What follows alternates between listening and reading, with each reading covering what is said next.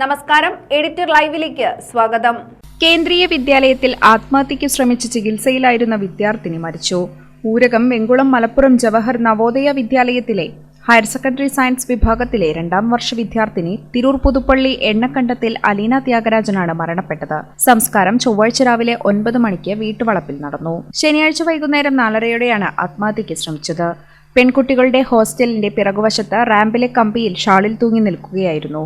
അലീനയെ കാണാതായതിനെ തുടർന്ന് തിരച്ചിൽ നടത്തിയ സഹപാഠികളാണ് ആത്മഹത്യയ്ക്ക് ശ്രമിച്ചത് കണ്ടത്. ഉടൻ വിദ്യാർത്ഥികൾ ഓടിയെത്തി ഷാൾ അറുത്ത് രക്ഷപ്പെടുത്തിയെങ്കിലും നില സാരമായതിനാൽ ഉടനെ സ്കൂൾ അധികൃതർ കോട്ടക്കലിലെ സ്വകാര്യ ആശുപത്രിയിൽ എത്തിക്കുകയായിരുന്നു. തിങ്കളാഴ്ച രാവിലെ 10ഓടെ മരണം സംഭവിച്ചു. വേങ്ങര പോലീസ് ഇൻക്വസ്റ്റ് നടത്തി. മഞ്ചേരി മെഡിക്കൽ കോളേജിൽ പോസ്റ്റ്മോർട്ടം നടത്തി ബന്ധുക്കൾക്ക് വിട്ടുകൊടുത്തു.